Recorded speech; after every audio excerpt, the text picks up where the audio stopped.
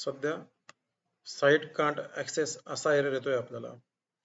तर त्याच्यावरती सोल्युशन कसं आहे सध्या जे मिळालेलं आहे ते, त्यासाठी आपल्याला सुरुवातीला विंडोज बटनला क्लिक करायचं, इथे रनला टाईप करून एंटर करायचं.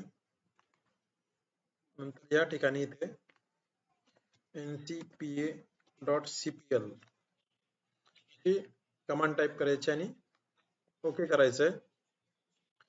ओके केल्यावरती अशा प्रकारची विंडो आपल्या समोर येईल.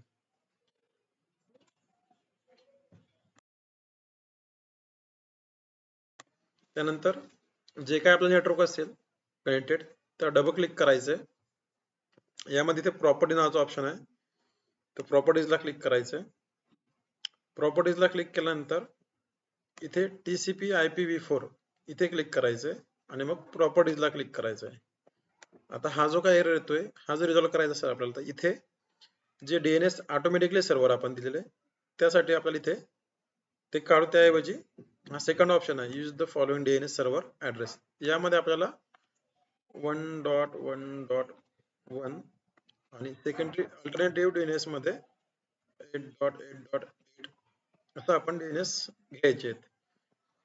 फर्स्ट वाला क्लाउड फ्लेअर आणि सेकंड गुगल DNS आहे. ओके करायचंय, मग क्लोज करायचंय आणि परत क्लोज करायचंय.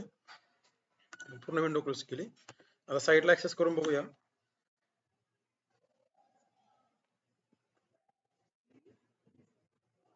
तो लोड घेईल.